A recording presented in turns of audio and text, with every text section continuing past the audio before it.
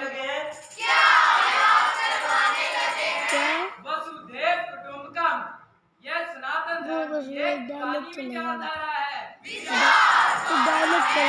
भारतीय संसद के प्रवेश द्वार पर भी ये लिखी गई है। आप जानते हो, महान लोग सारी धरती को एक परिवार मानते हैं और यही वसुधैव कुटुंबकम है। हाँ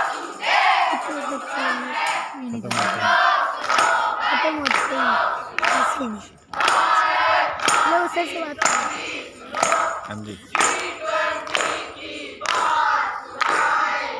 वाले को बुला लो। शुरू नहीं किया प्राइज का। अरे भैया, ये गर्जना किस बात की है? मुझे तो कुछ समझ नहीं आया। हमने तो भाई 2020 सुना था, T20 सुना था, पर भैया ये G20 क्या है? G20 30 देशों का एक ऐसा सामूहिक परिवार है जो विश्व की उन्नति के बारे में सोचता है। तो इस वर्ष कौन-कौन से देश आए थे? ऑस्ट्रेलिया, अर्जेंटीना, देखते हैं कितने दक्षिण कोरिया, अमेरिका, यूरोपीय संघ, सऊदी अरब, दक्षिण अफ्रीका, मेक्सिको, रूस, जापान, इटली, जर्मनी, इंडोनेशिया, चीन, फ्रांस, ब्राजील, कनाडा और मैं भारत। तो चलिए अब मैं आपको बताता हूँ कि इसकी शुरुआत कैसे हुई थी। इसकी शुरुआत 1999 में एशियाई वित्तीय संकट के बाद एक मंच के रूप में हुई। परंतु 2008 में अमेरिका के वॉशिंगटन डीसी में इसका पहला शिखर सम्मेलन हुआ था। तब से यह प्रतिवर्ष आयोजित किया जाता है। और हमारे देश में कब हुआ था? अभी 2023 में G20 की निहारती बैठक 8 नवंबर को दिल्ली के प्रगति मैदान में हुई। यह भारत का पहला तथा दक्षिण एशिया का दूसरा G20 सम्मेलन था। इसकी अध्यक्षता हमारे देश के प्रधानमंत्री श्री नरेंद्र मोदी जी ने की थी। तो आप सब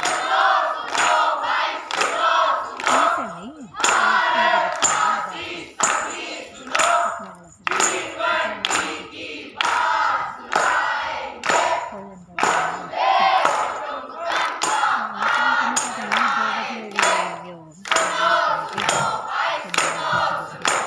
अरे भैया, इतना कुछ तो बता दिया, तो इस G20 का कोई लोगो, कोई निशान, कोई चिन्ह तो होगा?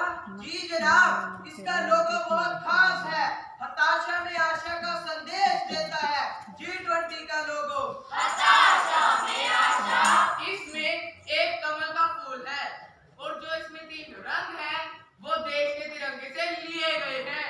और कमल का फूल संघर्ष के बीच फलने फूलने की भावना को दर्शाता है और पूरे विश्व की विशालता को प्रकट करता है। दोस्तों, लोगों तो बता दिया, अब इसके एजेंडा पर चर्चा करते हैं। तो चलिए सुनते हैं इसका एजेंडा। आर्थिक मुद्दे, व्यापार, जलवायु परिवर्तन तथा सतत विकास। स्वास्थ्य, कृषि, ऊर्जा, पर्यावरण तथा भ्रष्टाचार विरोध के सभी मुद्दे इसमें शामिल किए गए हैं। सुना है महिला सशक्तिकरण पर भी विशेष तौर से चर्चा हुई थी। हाँ भाई, मान लिया आपकी बात को। आज की नारी सब पर भारी। महिला घर से शुरू होकर धरती की तरह सहनशील बनकर पूरे विश्व को बांध कर रखने वाली एक अद्भुत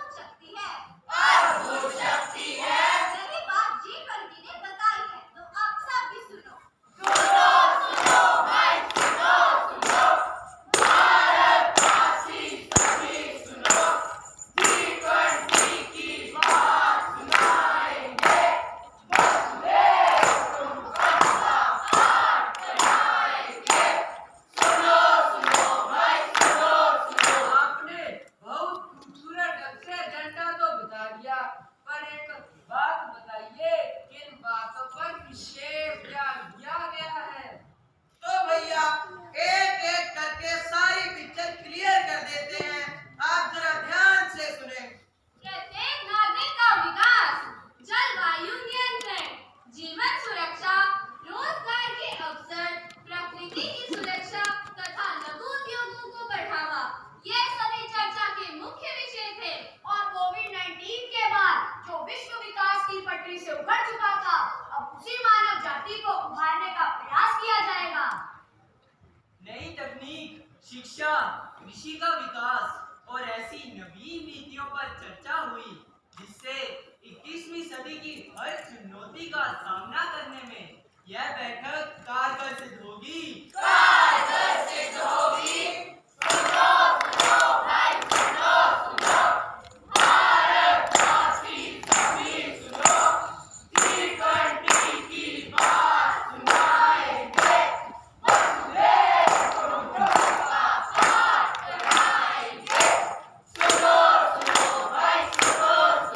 मेरे प्यारे साथियों, मैंने तो G20 के कोई ट्राई कार्ड के बारे में भी सुना है।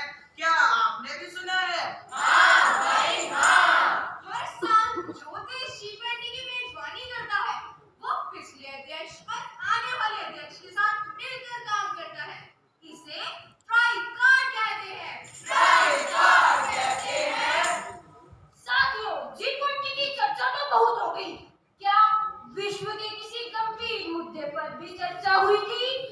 सबसे गंभीर और महत्वपूर्ण चर्चा का विषय था आतंकवाद। इसमें आतंकवाद के सभी रूपों की निंदा की गई। अंतर्राष्ट्रीय सुरक्षा के लिए इस आतंकवाद को सबसे बड़ा खतरा माना गया है।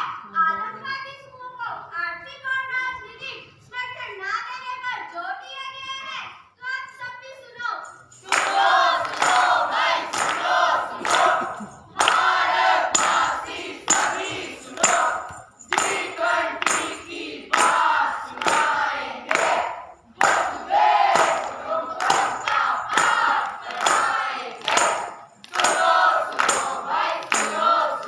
इतनी प्रसिद्धि, इतनी चर्चा कर दी आपने। क्या इस G20 सम्मेलन का हमें भी कोई फायदा होगा? विकासशील और गरीब देशों को अंतर्राष्ट्रीय स्तर पर फैसले लेने के लिए शामिल किया गया। अंतर्राष्ट्रीय एकता, शांति व अखंडता को बनाए रखने का संकल्प लिया गया। भारत, सऊदी अरब, अमेरिका और यूरोप को जोड़ने वाले रेल लिंक पर सहमति हुई। प्रधानमंत्री श्री नरेंद्र मोदी जी ने ग्लोबल बायोफ्यूल अलायंस बनाने का फैसला लिया और G20 सम्मेलन में एक दूसरे देशों पर विश्वास सुदृढ़ करने का भी फैसला लिया गया। तो आओ अब हम सब मिलकर विश्व शांति की शपथ